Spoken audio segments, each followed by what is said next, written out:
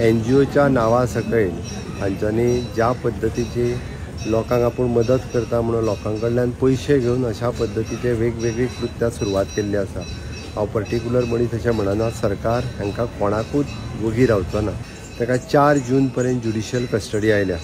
हातूंतल्यान एक गोंयांत बरी मेसेज गेली किंवा अननेसेसरी पर्सनल आसतलें, सामाजीक आसतलें, सांस्कृतीक आसतलें किंवा आमच्या वेगवेगळ्या सांस्कृतीक विशयाचेर सोशल माध्यमांतल्या प्लॅटफॉर्मा वयल्यान जायतो उठ्ठालो आनी जायते उलयताले। हेका एक रोख लागली आनी बेजबाबदारपणान वक्तव्य केली आसत जाल्यार हांचेर कोणीय येवन केसीस रजिस्टर्ड करच्यो।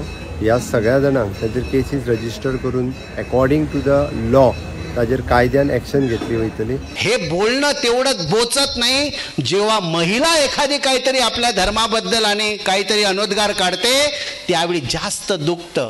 कारण पुढची पिढी जी आहे ती पिढी आम्हाला जर बरी घडवायची असेल तर त्यांच्यावरती देवाधर्माचे संस्कार होणे अत्यंत आवश्यक आहे। आणि मला अभिमान वाटतो माझ्या गोमंतकीयांचा, मला अभिमान वाटतो माझ्या गोमंतकीय देवस्थान प्रमुखांचा की ते आपल्यावरती कोणीही जरी अन्यायास्पद काहीतरी वागले तर ते गप्प बसत नाहीत, उलट ते तुटून पडतात।